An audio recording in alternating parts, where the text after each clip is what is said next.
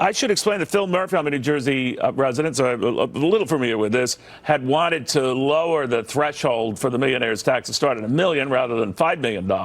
And he ran into a buzzsaw criticism from Democrats who dominate the state legislature, including the Senate president, who said, no, this isn't going to fly. And he gave up. Now, so there's still a millionaire's tax in effect. It's just a higher millionaire's tax. And the governor seems to be open to trying his hand at it again. What do you think?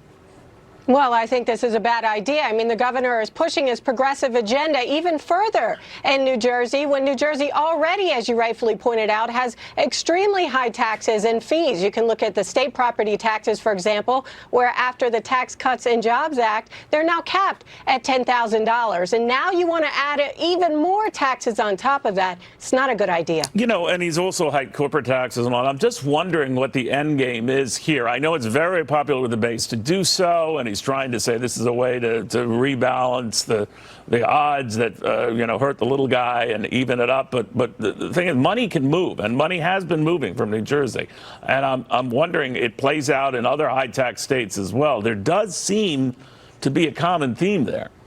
It really does. Not just New Jersey, but Connecticut, New York, California. Connecticut is having trouble funding their pension liabilities. So what do these states do? They raise the taxes, and they're seeing a mass exodus. People are fleeing to lower tax states like Florida. And the reason is the wealthy can move. That's one thing that Democrats don't factor into the equation, is that when you have money, you can get up and leave and go anywhere you want to. Well, the governor seems to be saying much ado about nothing, and took on the president, tweeting back to him, guys, if we have this here, we all know the real Donald Trump is fighting for millionaires like himself. I'm fighting for New Jersey's middle class and all those working to get there. And the irony in that is he's being challenged by the Democrats in his own party, particularly the prominent ones who make the decision, who fear, as you stated, Heather, that a lot of money is leaving the state. And with this cap on what you can write off at $10,000 for mortgage and tax deductions, that's the limit. They're being chased out. So they said, we don't want that exodus to continue.